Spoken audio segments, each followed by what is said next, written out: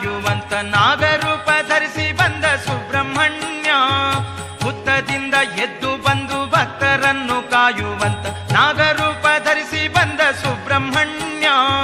ಶೂರನೀತ ಸುರಧೀರನೀತ, ಶೂರನೀತ ಸುರಧೀರನೀತ, ಸ್ವಾಮಿ ಸ್ಕಂದ ಸ್ವಾಮಿ ಗತಿ ನೀನೆ ಎಂದೇ ಸುಬ್ರಹ್ಮಣ್ಯ.